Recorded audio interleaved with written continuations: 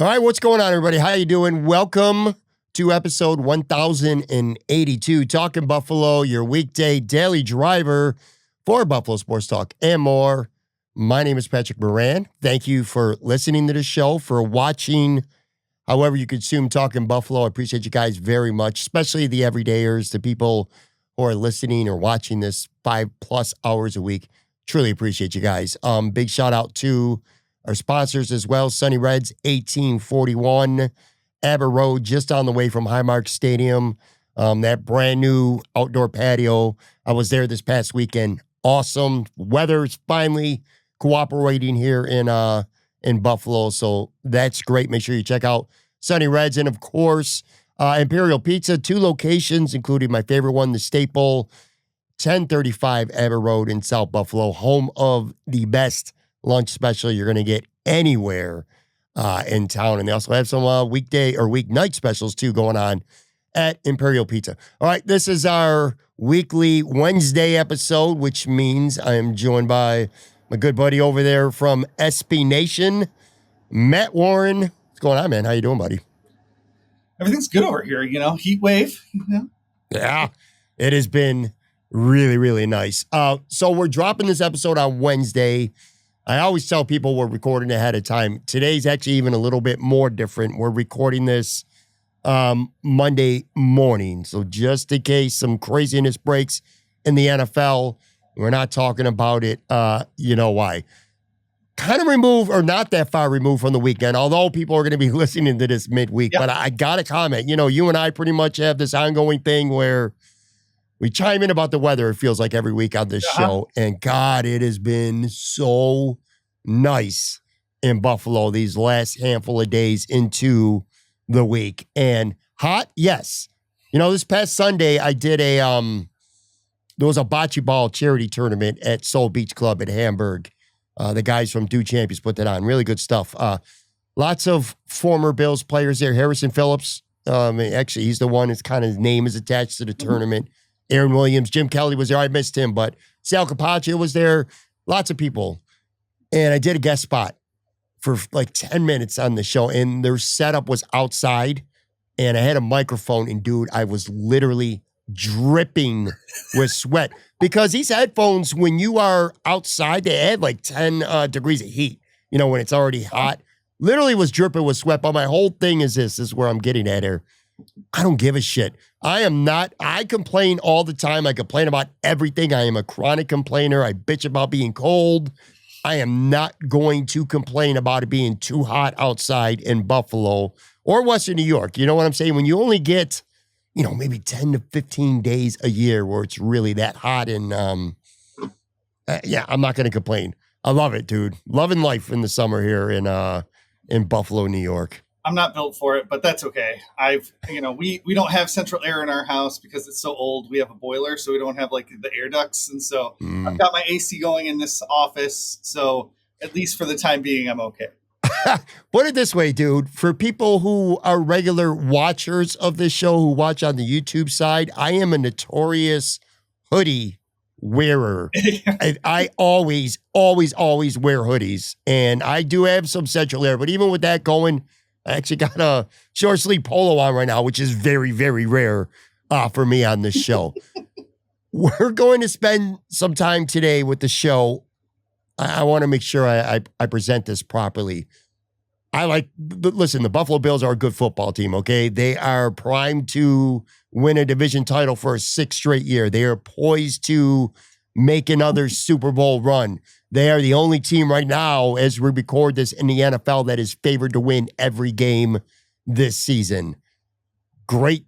It's a great time to be a Buffalo Bills fan. However, not to be a Debbie Downer, but I chose to spend some of today kind of going over some of the potential fears if you're a Buffalo Bills fan right now with this team going into the season. There's 31 other teams that you could say the same thing, some more than others in terms of fears or how realistic they are.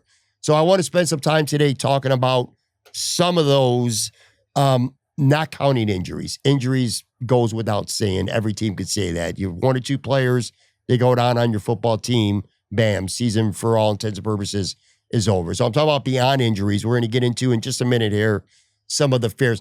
I want to ask you a question, though, because this just came up over the last couple of days. I think it was at Fan Fest or Fanatics Fest over the weekend in New York City. Tyreek Hill was on a panel. He was on stage talking a little bit of shit about the Buffalo Bills. He was. And, the defense that they play against him, a cover 4. And he said the Bills, I think he said a bunch of bitches is how he described the Bills. I know you guys have a post up at Buffalo Rumblings talking about that. What are your thoughts when you hear something like that? Maybe we're different. I kind of like it. But what are your thoughts when you hear somebody like Tyreek Hill say that, the Buffalo Bills play him like a bunch of bitches? Yeah, I quote tweet when I first saw it over the weekend. I quote tweeted it just with the Josh Allen waving bye to the Dolphins players after that one game.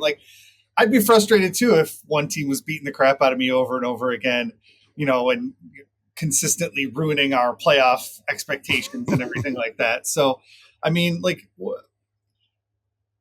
when the Bills were losing to the Patriots all the time, I don't think any Bills players were chirping at Fanatics Fest or whatever. Obviously, Fanatics Fest didn't exist back then, but sure, they weren't chirping in the media about how the Patriots are bitches because the Patriots keep beating them. So I don't know. It didn't make a whole lot of sense to me why he's throwing shade at the Bills, because obviously whatever they're doing is working. And if every team could do that to Tyreek, I mean, he wouldn't be making the money he is. So obviously the Bills are doing something that the rest of the league can't copy. So I don't know what that is, but it's something. Well, I love it. Listen, I'm all about rivalry. I'm all about smack talk. We went through this last year with the Bills in Miami. It was John Smith who was trash talking Buffalo. The wings stink, the city stinks, all that stuff. That's what makes a good rivalry. Part of a great rivalry is the hatred, and the hatred not just on the field, but off the field as well. Smack talking. The Bills, with the exception of probably Deion Dawkins, he likes to talk a good game. We'll say that. But aside from him, there's not a lot of trash talk that comes from the Bills side. They choose, and I'm sure this is kind of indicative of Sean McDermott, they choose to do their talking on the field. I personally, though, I like Tyreek Hill getting spicy with the Bills fans. Put it this way. If anybody out there was thinking that Tyreek Hill might end up a Buffalo Bill at some point in his career, that's probably out the window right now. Not going to happen. But, dude, to your point, I went and I looked it up.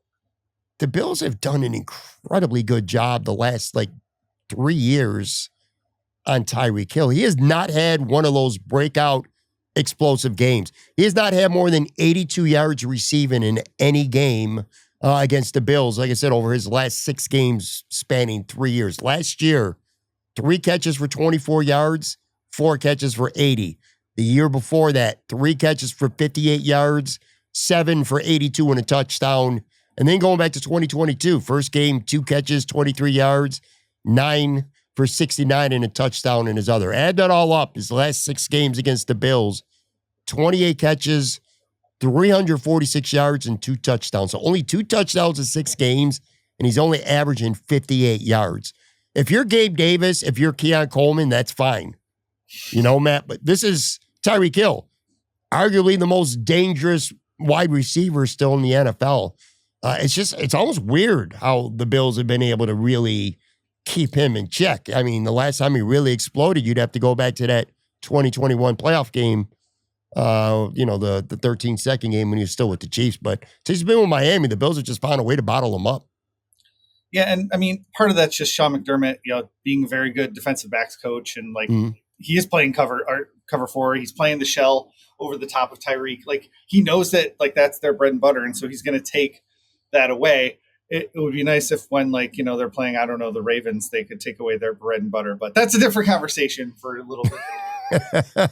Do you realize as we're recording this, Matt, because we're finding things. Look, when you get to this point in the offseason, you really got to dig deep sometimes to find some talking points. It's just, that's what it is. We're talking Tyreek Hill calling the Bills a bunch of bitches. I had Joe from Queens on the Monday podcast, and we were talking, I don't know how it happened, but we ended up talking about Tre White for about 10 minutes. That's a throwback. By the way, you want to hear something funny? Sure. I didn't realize it. I was just digging up some stats. Well, maybe it's not funny to some people, but Jeff Wright was a better sack artist than Ed Oliver through this point of Ed Oliver's career. Jeff Wright actually has 4.5 sacks more than Ed Oliver had for his career in 6 more games played. Anyway, my point was, this is what we've come to right now at this point of the offseason. But counting this episode, we actually only have 4 more Wednesdays before we'll actually be at, training camp starts, and we'll hopefully start to have some fresh content to hit on, man. It's are you getting eager at this point? I mean, I know this is a full-time job for you covering, not the Bills, the NFL, working with SB Nation. That's your thing. But do you get to a point when we get to late June here where it's like, all right, man, enough is enough. Let's get down to business. You kind of getting going, or are you still trying to enjoy a little bit before it gets more crazier? A little bit of both. Like, this is the time, at least when I was running Buffalo Rumblings and, obviously helping to manage all of our sites now, like, this is the time when like other outlets take vacations and we don't typically take vacations, and so like this is a great time for like, the Bills starved folks to, find our site and, interact with us for the first time, or, build community. True. Which is one of the things that we do, I think, better than most sites, is like we have this really robust comment section. So folks are always talking to each other in our comment section. And so the real people that are like driving the site right now are like in those, having those conversations. Like I posted on, on Friday, it was like, what's the biggest threat to the Bills? And we're going to go through some of those today with the biggest fears, and it's just a really cool conversation to see folks going back and forth about, certain aspects of the Buffalo Bills and the rest of the NFL, frankly. And so like we're, looking into like some other community stuff going on right now. That's always been a really fun time for me. So while I did find Buffalo Rumblings when I was like trying to find free agency news and information on Bryant Johnson or whatever way back in the day, like it's still like, the off season is just such a great time there. So if you haven't checked it out, I would suggest all of you do it. Yeah, 100%. And you're right. The off season is a time for outlets for growth. Where people do discover what you do. With this show, we do 5 days a week, and I get it all the time. How do you come up with 5 days of Bills talk? Well, I don't. Fortunately, because we also talk Sabres, so I have some Sabres-centric episodes and sports media-centric episodes. But, yeah, you're right, man. This is definitely a time where people do discover, and, we just keep going. And let's get into, like I said, what I'm going to call, I think the wording is fine, the Bills' biggest fears, and I'm not counting injuries, which is obvious. And I want to also be clear, I'm not suggesting or predicting that any of these come about. 1 or 2 of them may throughout the season. Hopefully that would be it. But these are just potential things that I feel kind of like, if you're a Bills fan and there's things beyond just injuries that you should be worried about, that you may be a little bit fearful of, that these would be some of the topics. Maybe a couple of these are more likely to come to fruition than the others. Obviously, we'll see how it plays out. But let's start with what I came up with here, and that's Sean McDermott. So Sean McDermott is going into he's been the coach now for 8 years with the Buffalo Bills.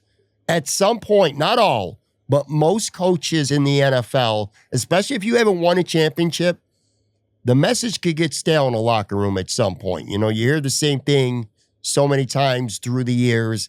That message could get stale, and players not necessarily rebel against you, but they kind of start to tune you out. You see that a lot, and not just in football, but in other sports. It does happen with coaches. So I would say my first fear with the Buffalo Bills is Sean McDermott, who is absolutely not going anywhere anytime soon as head coach of the Buffalo Bills. Let's put that out there. I think the Bills can miss the playoffs this year altogether, even without having a Josh Allen injury.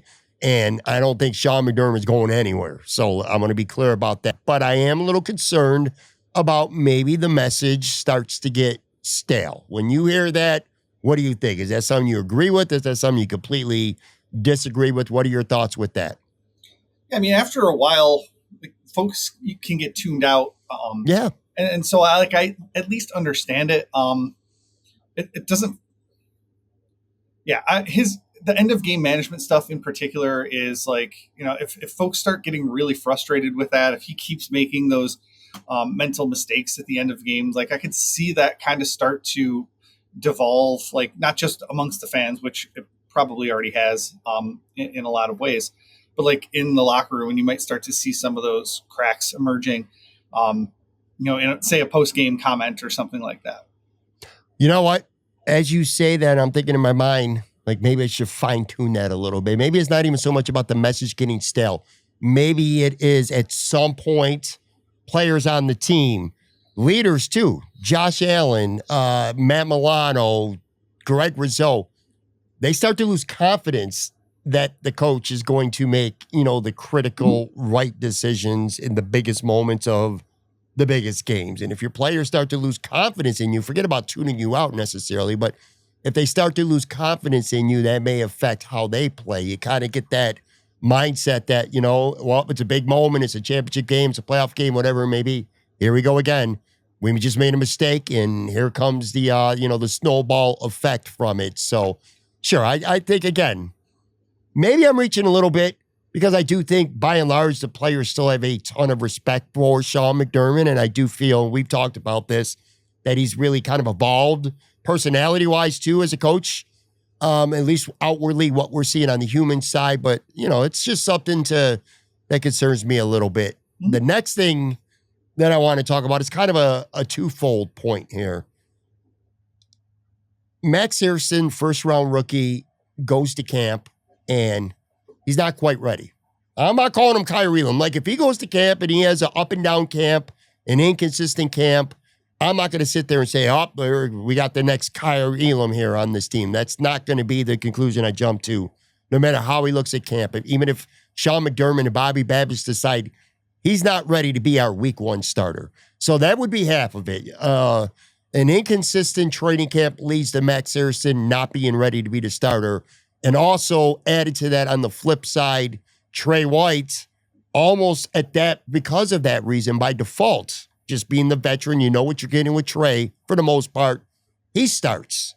However, he just doesn't have it anymore. We see more of LA Rams 2024 Tre White than we do 2022, first month of the season Tre White here, or 2023, I'm sorry, Buffalo Bills, who looked really, really good. So that's the next point here. Hairston's not ready / Tre White just ain't it anymore. That could cause a problem for the secondary.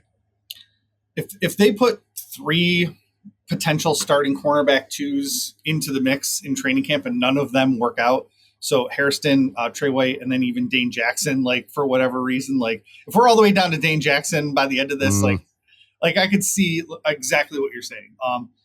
We don't know what's going to happen, but that's why they brought in, multiple options so that hopefully one of them will work out this year. I got to, Matt, I have to say this at this point. We've only been through 2 points. I feel like we were just talking about the sunniness outside, how beautiful it is. I kind of feel like there's like a big gray cloud right now hovering over Talking Buffalo today when people are listening to this. They're like, come on, man, with the doom and gloom and shit. I feel like I have to say this every now and then. It's not a fan podcast, man. We are, we are Bills fans. We don't run from that. We own that. But I'm just trying to be objective and trying to cover and talk about this team from all potential perspectives. So for anyone out there who's already bitching, get over it. All right, next point. Joey Bosa. I'll just keep this short and simple. Joey Bosa pretty much is washed at this point. That is a fear of mine. I don't know if it's a fear of yours or not. We're going to find out here in just a second, but that would be a Buffalo Bills biggest fear to me. You invested good money in Joe Bosa. It's not even that you signed him and what you paid him. It's that you did not take that money and sign another edge rusher out there. So for the people who say, it's only 1 year, not that big of a risk, it is a risk, because you're risking potentially the 2025 season investing in a guy who may not have anything left or just can't stay on the field consistently. And you did not go get a Hassan Reddick or a Danielle Hunter or somebody like that out there that maybe you or swing a trade for a Trey Hendricks or whatever it would have taken. You invested your money and a priority in Joey Bosa. And my fear is, especially with the calf injury, before we even get to minicamp, that Joey Bosa just ain't got it. You can't count on him anymore. So maybe saying washed is a little bit of a hyperbole, but you can't count on him. Maybe we'll call that a fair for me with the Buffalo Bills. Yeah, and we saw what happened last year with Von Miller. Like, I mean, when he wasn't able to step up and play, meaningful snaps in that Kansas City Chiefs playoff loss, like it really hurt the Bills. And so if that happens again, just with a different dude, in the same role, like that obviously would be, a pretty big fear. I agree with you. Yeah. Let's get to one more, but then we'll take a break and we'll stick with the defensive side here. The Bills did a lot on defense this offseason. How it works out remains to be seen, but I mean, they invested heavily in free agency with 3 defensive linemen. They also invested with 3 defensive linemen in the draft, so they are really working on overhauling the defensive line. All that said, though, Daquan Jones is still the starter, probably anyway, at one tech. And what they did, like Deion Walker, I feel is more of a future bet than necessarily a 2025 bet. Maybe he has a role on the team this year. We'll see. They're still easing him in. We've talked about this a couple times recently, with just upticking his reps a little bit at a time. But I don't know that you count on a 4th-round rookie who's going to be eased into things to be your primary guy, at least anyway. Larry Ogunjobi suspended for the first 6 games, and not necessarily a 1 tech, more of a kind of like a 3 tech. Dwayne Carter, Brandon Beane has spoke of making him more into a 1 tech, but what he did in his rookie season leaves a lot to be desired. Lots of factors in that, but that leaves you with Daquan Jones right now. And Daquan Jones, you are, I feel like, depending on a pretty big deal still. And I don't know. I feel like there's been a decline since the first month of 2023. When he got hurt in London, I don't think he's been the same player since. He's been okay. He's not an eyesore out there by any means. But, Matt, I don't know. I'm worried about the Daquan Jones decline continuing with no, real 1 tech answer right now, especially if Deion Walker isn't ready. No, I think that's really valid. And like when Dwayne Carter is your your backup plan here, I don't feel comfortable with that. I mean, Ilianku is probably still available or something, so you have guys that that could come and play snaps, I guess. But that guy signed, I think, 20 NFL contracts because he keeps getting cut or whatever. But, so they do have, I think, some questions at that 1 tech position as Deion Walker gets, eased in or whatever they're calling it. So until we actually know what's going on with him, that's, a really big question mark, I think. Yeah, going back to Soul Beach Club Sunday, seeing Harrison Phillips, I'm like, man, yeah, that'd be a good dude to have with the Buffalo Bills right now. We can actually bring him up a little bit later as well. But anyway, that's some of what my biggest fears are right now with the Buffalo Bills. We'll take a break and we'll get back to some more. And then I got a couple NFL questions that I wanted to throw at Matt as well. So be right back.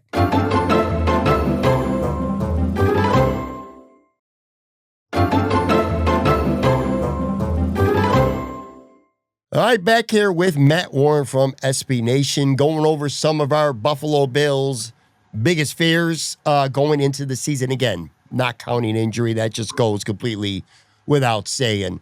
Next one I have here, promising news from a couple weeks ago. I would have locked this in as being a distraction, but maybe it won't be, but maybe it will. James Cook potentially becoming a distraction. That's obviously not good for James Cook, and I don't expect this to happen. I want to be clear on that too. But if he does hold in, if he comes and he doesn't participate and it gets louder with HBO and potentially magnifying everything going on with a potential James Cook contract situation, I have some fear that James Cook could become a distraction. What do you think? Yeah, I mean, obviously that could be a thing in training camp for sure. I think he's going to, play once week 1 rolls around. So that's not really my, thing. We haven't had, I mean, they were able to deal with the Stephon Diggs situation, repeatedly. And so they have experience with distractions. They have experience with guys saying stuff, whether it's behind the scenes or in the locker room, whatever it happens to be. So I'm not necessarily worried about that impacting the rest of the team. I don't think it's going to impact a guy like Josh Allen or something like that, just because they've dealt with it before. And so like this one isn't like a huge fear for me. And I know I've been like the guy all along that's been like, James Cook's going to show up. It's going to be fine. Like everything's fine. He's going to play and then he's going to go sign another contract somewhere else. Like I know I keep saying that, but like if he does like really start to put like pressure on the Bills, like publicly speaking to the media every day or every week or whatever it happens to be, like, I mean, I can see it becoming a talking point. I just don't know if it's going to impact them on the field. It's wild.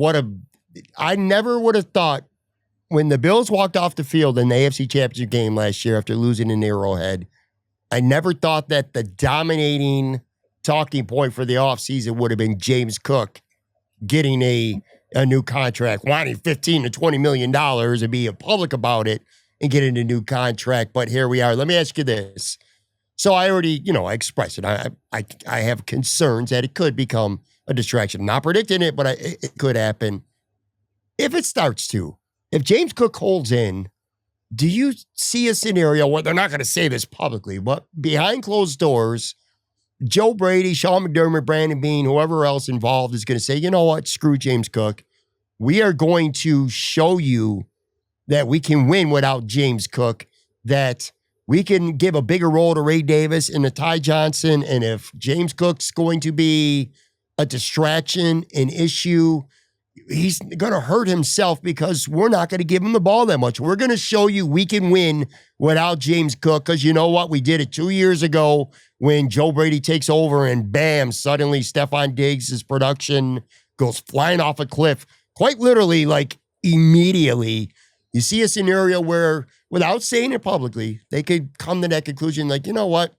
I'm not dealing with this headache. Ray Davis, you're our guy. Ty Johnson, you're going to see the field more too. I mean, yeah, but I mean, he was already only playing whatever it was, 45% of the snap, right? Right. Yeah. I mean, if they take away more, if they do take away snaps, they probably are going to Ray Davis, and then Ty Johnson keeps that third down running back role. And you could see more of like the 1A, 1B with James Cook and Ray Davis than we saw last year. I could see that evening out, especially if you're preparing for life without James Cook in 2026. And so, I mean, I don't know if they would do it vindictively, like the way you kind of described it was like, we're going to take away your opportunity to, earn money or whatever it is. Like, I don't think it's going to be necessarily that, but it's going to be like, well, fine. If, you're poisoning the well, so to speak, we're going to, use a different dude. So yeah, I can see that. Let's say he's not a distraction, which is the most likely outcome and obviously the best outcome for everybody involved with the Buffalo Bills, the fans, everybody. Do you still see them using him the same way that they did last year? Let's just say the contract's not a problem. Let's just say James Cook says, you know what, I'm playing for what I'm playing for. I'm going to get paid next year. I know I got to have a good season. Do you see the Bills changing and maybe he does get more involved in the offense or at least out there more than he has before? And kind of a two-part question, because maybe it's not an initial distraction, Matt. Maybe James Cook is not, when I say James Cook becoming a distraction, maybe it's not in July and August. Maybe it's in, late October and in November where James Cook's only playing 45 to 48% of the snaps and he's not getting opportunities to put up big numbers because he knows that it's going to affect his payday. At that point, that could become a distraction in terms of being worried about James Cook. But to the first part of the question, do you kind of see his usage and how they implement their running game similar to what we saw last year? I mean, there's no reason for me to think it won't be the same with Brady calling the plays. The one place I think I could see more of James Cook is the 2-minute offense. A lot of the times they had Ty Johnson in there because they did so much passing, and so he was in there to block. But I could see them using James Cook more in that 2-minute offense to get him into some space, and use him as a receiver as opposed to, say, like the Ty Johnson pass blocker piece. I want to be really clear with this one, all right? This is far and away the most far-reaching one.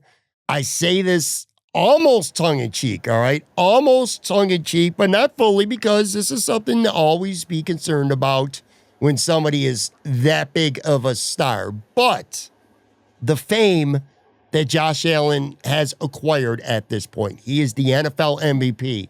He has become arguably, maybe not even arguably at this point, one of the biggest faces of the NFL, okay? Yep. He's famous at this point. He's doing like legit commercials, like Snickers and shit, not just West Hereford that you only see in the Western New York region.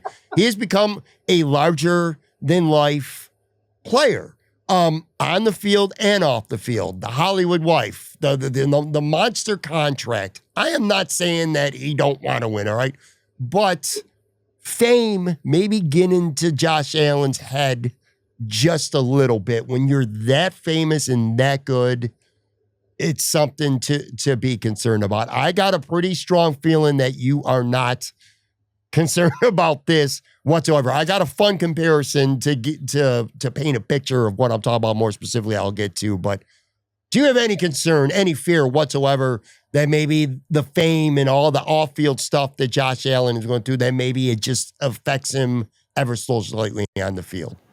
I mean, maybe. I'm not going to fully disagree with you on it, just because I do think that, like, having a wife that is going to, be away most of the time, right? Like, she's filming, she's doing her career stuff, he's, in Western New York doing his stuff. So he will have divided attention. I mean, obviously he had divided attention last year and won the freaking MVP. So it's not like, I'm necessarily concerned about it, but it's at some point like that probably gets difficult. And so the guy, we've talked about this since he was drafted, right? Like, one of the things Brandon Beane said is that, like, he lives football, he breathes football. Like, it's his whole thing. It's like his whole reason for being. But at some point when you get married, like, that changes. And so, like, I wasn't as good at my job after I got married because I had different priorities, like you take sick days when you're not sick because, like, you're, doing this, that, or the other thing, for your family. So, like, again, it's not something I'm concerned with really, but it just, your priorities change. And, like, that's not a dig on Josh Allen either. Like, no, 100% no. I mean, and look, yeah, not even just Josh Allen, even the greatest athletes ever. Yeah. Many of them still find a way to keep their edge. A lot of great athletes never lose their edge. They never lose that burning desire, that motivation to be the best. All right, I want to be clear about that. I'm just saying it does get harder, though. To your point, you get older, your perspective changes on a lot of things, on life. You get married. You have all the fame and fortune and more that you could ever need. Maybe in the next year or so, he has a child who, we don't know. There's just lots of factors that change people a little bit. I'm not saying it's going to be Josh. I do have, like I said, kind of a comparison, though. Are you a Rocky guy? Are you a Rocky fan? I'm assuming you've watched the Rocky movies. I have seen all of them, yes. Okay, well, I go to Rocky 3. So yep. Rocky 1, he's a nobody. What was Josh Allen in high school? He was a nobody. Nobody gave a shit about him. He got no scholarships, no nothing, right? That's what Rocky was. Rocky was just a nothing. And then he fights and he almost wins. And then in Rocky 2, he does win. He gets that burning desire to win, right? And he wins. What happens at the beginning of Rocky 3? Dude is rich. The paparazzi is following him all over the place. He's fighting all the time. He's beating tomato cans. Rocky gets a little, I don't want to say full of himself, but he definitely loses that edge that Rocky Balboa had. Clubber Lang beats the ever-living shit out of him. His manager dies. I'm not saying Rocky don't got no manager. There's no Mickey involved with Josh. And then it takes Apollo to come in and kind of get that, what the theme song of Rocky 3 was Eye of the Tiger, right? He lost the Eye of the Tiger early in Rocky 3. He got too popular, too humanized. Don't let that be Josh. I guess that's what I'm getting at. Like, don't let Josh Allen be early Rocky 3, Rocky Balboa right now. That's all I'm saying, man. I want him to be hungry. I want him to be, Rocky 2 when Adrian gives birth and he becomes an animal training again. Like, we need that Josh Allen. We don't need early Rocky 3 Josh Allen. I use way too many Rocky references in my life. Rocky and wrestling, those are the two things I always go back to. I'm hoping we're in Rocky 2 where he is trying to overcome the loss to win the championship in this particular. Yes. So that'd be cool. Yes. If you want me to get complacent after winning the championship, hey, I think he would have earned it by then. Yeah, and Josh is smart. Rocky Balboa was not the smartest guy. He couldn't even read the freaking cue cards when he was trying to do commercials in Rocky 2. Josh is a smart dude, so he can read the cue cards. But yeah, dude, I guess to wrap that point up, just don't lose the eye of the tiger. Josh has had the eye of the tiger his entire career, proving people wrong, and now he's proven pretty much everybody wrong. There's nothing left for him to do except win a Super Bowl, and hopefully that alone, just keeps him hungry and as motivated as he's ever been. I don't want him to lose that edge. So that's something that concerns me. And then the last thing here on my list is just the laws of gravity, man. That scares me a little bit. The Patriots are the only team to win at least 6 straight division titles since 1979. We're going on 46 years of NFL football, and there's only been one team that has won their division at least 6 straight times. The Bills, if they win this division this year, they would be the second team because they would win for a 6th straight year. And I was doing a little bit of research before the show. Only 5 teams in the history of the NFL all time have won at least 6 divisions titles in a row. The Cleveland Browns in the early to mid 50s, the Pittsburgh Steelers in the mid to late 70s, the Minnesota Vikings in the mid 70s. Those are the teams that won 6. And then the LA Rams, I think they were the Los Angeles Rams at that time. Anyway, they won 7 straight in the 1970s. And then New England, who won 11 straight division titles with Tom Brady in the AFC East earlier this century. That's not a long list, though, Matt. I mean, when you're talking about winning a 6th straight division title, there's not a lot of teams historically that have done it. And like I said, only one in the last 40-something years. So the laws of gravity scare me a little bit. Yeah, I understand like the regression thing that you're talking about, or regression to the mean, I guess. The reason the Patriots were able to win 11 straight is because the rest of the AFC East was crap for all those years. And true. I mean, I don't necessarily see the AFC East getting a whole lot better right now. So, I mean, that does help the other ineptitude of the other teams. The Chiefs are on a 9-year winning streak right now. It just hasn't concluded yet. So, oh, yeah, that's right. It's not impossible that they're another division that's kind of gone through a heck of a lot of upheaval over the last decade outside of the Chiefs. And so this one doesn't scare me as much just because, I mean, looking at the AFC East doesn't scare me very much. So Matt Warren is officially sleeping on the New England Patriots right now, everybody. I am not concerned about the Jets whatsoever. Right. You and I have talked. I think the Patriots are probably the closest to toppling the Bills, but they've got a brand new coach. They've got, a second-year quarterback. They've got a lot of moving pieces in there from free agency and a new coaching staff and new everything. I just don't know if they're ready to take, that big of a leap this year. What did they win last year? How many games did they win? It was 4 games, 5 games. The Patriots? Yeah, 4 games. And one of them was the finale where the Bills wanted New England to win. They only won actually 3 real games. Yeah. So last year. We've seen it say with the Washington Commanders last year, but they didn't win their division either. So just saying, they made the playoffs and they made it to the NFC Championship game, but they didn't win their division and topple the Eagles. So you can have a turnaround like that. I'm not necessarily worried about that right now. Sure. And look, Houston a couple years ago won 2 games the year before and won the AFC South. So it's doable. It's not unprecedented.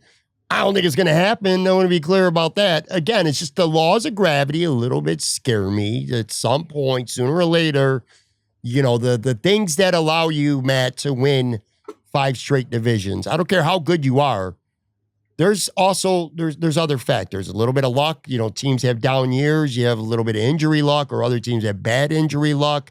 Couple bounces go your way in a couple close games that ultimately maybe they don't at some point. And I'm not saying this year is going to be the year. I don't expect this to be the year where someone overtakes the Bills in the AFC East. I'm just saying that it's something to be a little mindful of, at least. Anyway, those are my biggest non-injury fears. And I was kind of scraping the bottom of the bucket to come up with a couple of them, especially the Josh Allen thing, because I said, that was kind of tongue-in-cheek. I don't think I'm missing anything, am I?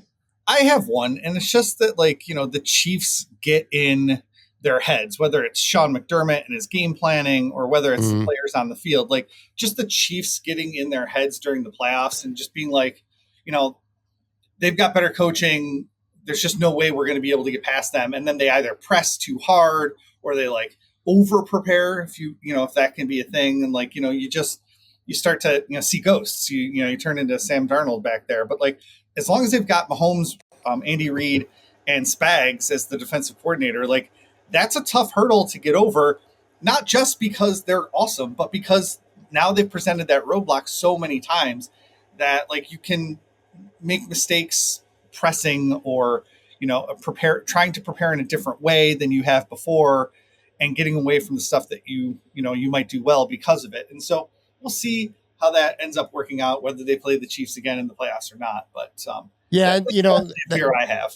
That's a very good point. Kind of goes back to like I said, the first thing. Well, I fine tune it because tuning Sean McDermott out, no, but like I said, losing confidence, having the confidence in your head coach to go blow for blow with Andy Reid or Steve Spagnuolo in the fourth quarter of a playoff game, certainly something to be worried about. I'm thinking in my mind, man, we're going to take some bullets, especially me. Definitely going to take some bullets this week. There's going to be a lot of people who are not going to be happy with this episode. That's what happens when you talk about potential negative things. And like I said, I'm not necessarily expecting any of these things to happen, but they're all possibilities for sure. Yeah. Could also throw Matt Milano out there. In fact, I wanted to throw Matt Milano out there that maybe he's just not the same player that we envision him to be. However, I also am confident enough in Dorian Williams that even if Matt Milano wasn't, that I feel pretty good about Dorian Williams going out there and being even better than he was last year, which was pretty good. So that's why I didn't include Matt Milano among my biggest fears because of Dorian Williams.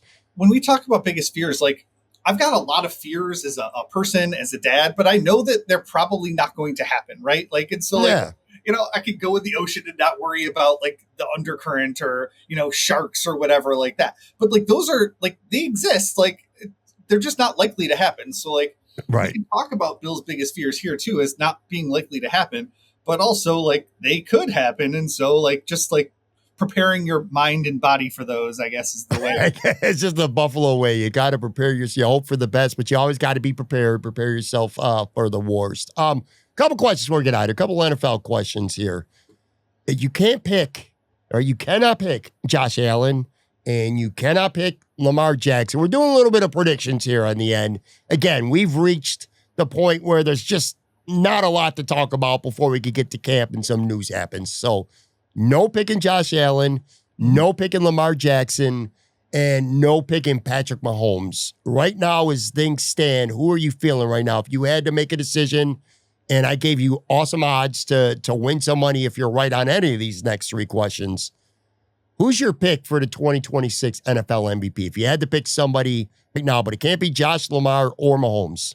I think even if you gave me Josh, Lamar, and Mahomes, I'd probably still pick Joe Burrow as the NFL MVP for 2025. Obviously, he was like the passing leader last year, passing TD leader last year, but the Bengals weren't good enough, to earn a playoff spot, and so he didn't get the votes he needed for MVP. I think the Bengals are going to do better this year. Just again, law of averages, like their defense can't be as bad this year as it was last year. I just don't think it can be, at least. And if you remember last year, Josh Allen kind of got the delayed 1 year vote. And if you're looking at that for this year, it's Joe Burrow. Like Joe Burrow had a great 2024 season. As long as he has another great season in 2025, they're going to say he deserves it. He hasn't won an MVP before. He did get one vote ahead of either Josh or Lamar last year. He got one second place MVP vote. So like he won comeback player of the year last year. Like he's in the national consciousness, obviously. I just think Joe Burrow is like the leading candidate to win NFL MVP this year. That's fair. I wonder if they're going to be good enough if you finish in third place in the NFC or in the AFC North, I don't know that you have an MVP on a third place team in a division. But I'll tell you what, if he played the Buffalo Bills 17 times a year, he might win MVP because he looks flawless when he plays the Buffalo Bills. He never gets rattled. He just plays so good against Buffalo. He's a good one.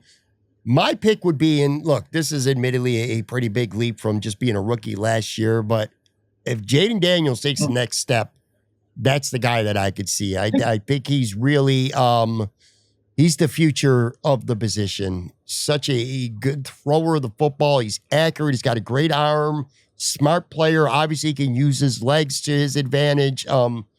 Very tough division, with Philly there. But I can see Jaden Daniel taking the next step. So if I had to pick somebody right now, I probably should have looked this up. No, I'm not going to do it. I was going to say, I'd love to know what the MVP odds right now for Burrow and Jaden Daniels. I would say they're probably tier 2 or 3, though, type odds for them. But I would go with Jaden Daniels. That would be my pick. Next one here that I got for you. Who do you think will turn out to be this year's best NFL unrestricted free agent signing? Well, I put down a few of them. I do like the Justin Fields to the Jets thing because he's been in enough offenses where he knows that this is probably his last chance as a starter. He's going to, I think throw a little caution to the wind and could do really, really well for a Jets team that's trying to reset. And then it's not one signing, but pairing Sam Darnold with Cooper Kupp in Seattle, I think could really do a nice job with their offense. Darnold still might be a downgrade from what they had last year with Geno Smith, but I like that pairing in Seattle. Joey Bosa, I think, is on the list if he can get healthy. He could be one of the NFL's best free agent signings. And then the last one I wrote down was Evan Ingram, the tight end going to the Broncos. I think Denver's poised to have a really nice follow up to their playoff push last year. I don't know if they're going to necessarily push the Chiefs for the division. Can they do it over the course of 17 games? I don't know, but they might, steal one from the Chiefs this year. So Evan Ingram would be a nice new piece for them now that the Broncos have salary cap space again. I hope you're right because I have him on my our dynasty team in the media league. So I would love to see you be right about Ingram. Good ones, obviously. You know who I like? He's old. He's oldish now by receiver standards, but Devontae Adams going to the Rams. I really think that could be an amazing fit. Every team he's on, he's got to be the guy. You know what I mean? And now he's going to the Rams. A, he's obviously got a great quarterback at Stafford, and B, he's got Puka Nacua with him. So he's not going to be seeing a lot of double teams. Plus, they can run the ball. That's a pretty dangerous offense. They won their division last year. I like Cooper Kupp, but I think at this point, Devontae Adams is a much better receiver than him. So I could see him being, you're talking like Chase Higgins type potential with Puka Nacua and Devontae Adams with the Rams. So I went with Devontae Adams. And then the other guy, defensive guy, Jonathan Allen. He got cut by Washington, and he went to Minnesota. I think he's going to be really good there. Harrison Phillips alongside him. They got a really good front four, really good front seven.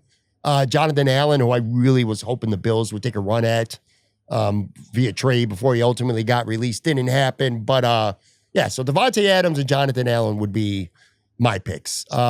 What's your pre-training camp pick right now for NFL Rookie of the Year? Right, on offense, I think it's Ashton Jeanty out with the Raiders. He's going to get a ton of snaps.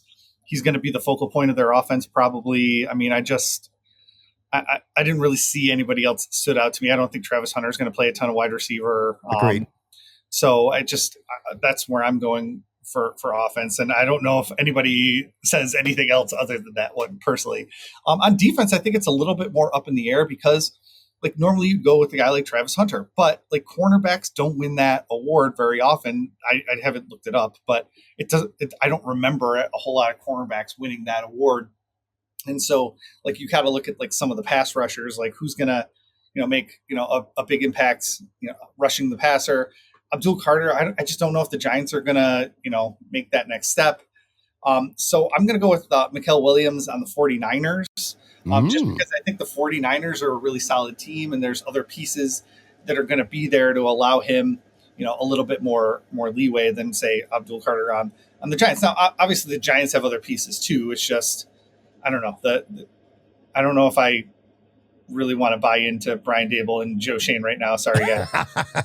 Well, I'm with you on half of it for sure. Genty, I mean, I don't want to say it obvious because you never know. I would also say that teams are really going to game plan to stop him because there's not a lot of other weapons to speak of with the Raiders. But yeah, you don't move up. You don't take a running back 6th overall to get him James Cook level snap percentage and touches in a game. He's going to be a workhorse for the Raiders and a very talented one. I disagree with you, though, on the second one. I do think it's going to be Abdul Carter. And I think, first of all, his skill set is really good. You are right. The biggest thing he's got going against him is that he's a New York Giant. And I do think they are in line to have a miserable year. I wouldn't be surprised if they have a coaching change at some point. I wouldn't be surprised if Dable doesn't last the year. They have a brutal start to their season with their schedule. They could be out of it by Halloween. But again, his skill set, and I do like the players alongside him on the defensive line. Yeah. Sometimes when you got good players, like Brian Burns is a stud. Dexter Lawrence is a stud. Thibodeau, at least for now, he's still there. We'll see how that, he's a very good pass rusher. So he's not going to be getting the double teams and the attention, and I do think that'll open up opportunities from the. Tell you what, though, the 49ers one, that I didn't think about that. That's interesting, man. The Giants are also going to be, behind a lot, and so you would expect that he's not going to get as many like pass rushing opportunities. That's true. Late in games too. So he's also, like you mentioned, all the great guys that he's going to be playing with. Yeah, he's not going to be getting double teams, but is he even going to get the snap numbers? I mean, he has to. They drafted him high for a reason. So there's just I got some questions about. Carter. Not Carter. Carter's gonna be I think he's gonna be great. It's just I don't know what the goal is gonna be this year. Yeah, that's fair. All right, last one here. A team or two that may be getting a lot of shine right now that you just don't believe in, and I'm sure it's gonna not be the New York Giants, because I really don't think the New York Giants are getting a ton of shine. But a team or two that are getting some shine, you just don't believe in them, though. I mean, are the Miami Dolphins getting shine? Because I can just say I do not think that they're going to do it. I don't know if they are, but I'm with you in not believing in them. I can tell you that. The one that I keep circling, and I know we've talked about them before, is Houston. Their division is very not good, and so even if they have a good season record wise and win the division, they made some changes on their offensive line. I have no idea what they're going to do to protect CJ Stroud. They've got injuries in key positions. I don't know how they're going to take that next step with the decisions that they've made to their team. It's almost exactly the opposite of what the Bills did. The Bills really built the offensive line for Josh Allen. The Texans, have Cam Robinson, and that's just not going to work out for them. So they're the team that I've been circling for this. I don't know if I would necessarily say, and I agree with you about Houston, it's a good one, that they're getting shine as in they're going to be really good this year. It's almost like shine about attention, but I just do not believe in the Pittsburgh Steelers whatsoever. You knew I was going with this one. You know how I feel about Aaron Rodgers. I think Aaron Rodgers on the field is washed up, and I think he's a doucher off the field. I do think, look, if he is, let's just say he is washed up on the field, all right? I think it's going to be a problem off the field too. That's what we've seen from Aaron Rodgers over the last few years. And I'm not talking about retreats or any of the weird shit that he likes to talk about or whatever. Just about finger pointing. I still go back to some of those Jets games last year and how angry and visibly animated he was towards a lot of teammates during games last year. I see that with Pittsburgh. I don't think his skill set's getting any better than it was with the Jets. I feel like, the Jets are a dysfunctional organization and the coaching and all that, but they had some weapons, man. They had Garrett Wilson and Breece Hall, Conklin. They had some good players, and it just Lazard. And he couldn't make it work. And I know the sentiment with the Steelers now, it seems like every year is, well, if you could just get adequate quarterback play, they're a playoff team. They're going to be really, really good. First of all, I don't think you're going to get adequate quarterbacking from Aaron Rodgers. And I also don't think they're that good. I mean, they're pretty good on defense. I'll give them that. But, TJ Watt's not happy. And I like DK Metcalf, but I think they overpaid to get him. And between what they gave up in draft capital and giving him $30 million a year, I don't think DK Metcalf moves the needle that much. And then you go and you get rid of Pickens. He's going to get a lot of attention. I keep using the word attention a lot this episode. But, yeah, dude. And Mike Tomlin's been coaching there forever. I wonder if him and Aaron start to butt heads at some point. Long story short, like I said, when it comes to shine, and I don't know how much shine people got them, I just don't believe in the Steelers. To me, they're a third-place team in that division and nothing more. No, I think people think that the Steelers are going to be good this year. Not just because of Aaron Rodgers. I think Rodgers is going to be fine for them. I don't think he's going to be a marked increase or decrease over the quarterbacks that they had last year. They live and die by the turnover on defense. They were first in turnovers last year. Can they keep generating that? And even with that, with what they had last year, they got to 10-7 and snuck into the playoffs. And it wasn't even sneaking into the playoffs because like the rest of the AFC was like so far down. Like they had clinched its playoff spot early, I believe, because the rest of the AFC just wasn't there. But like, they were 10-7 last year. They weren't like blowing the doors off people or, kicking butt or anything like that. And then, they had a pretty lackluster game in the playoffs against the Ravens. So, people that think that the Steelers are going to make some deep playoff run, I don't see that. So I would agree with you. They were on my list too. All right, guys, that's going to do it for this episode. Make sure you follow Matt on Twitter and also Blue Sky at @MattRichWarren. Check out Buffalo Rumblings for all your Bills stuff. SB Nation, too, for all your NFL stuff, man. Appreciate you very much. Always good talking to you, man. We're getting close, dude. We're getting there. Won't be a lot more. I'll tell you what. I'll pledge to everybody. If you're listening to this show in the 56th minute, I pledge to you there will be no more gloomy, skepticism-filled episodes. At least until training camp anyway, man. I appreciate you, dude, as always, man. Absolutely. Have a good one. All right, guys. I will be back with a brand new episode coming up tomorrow. Talk to you then.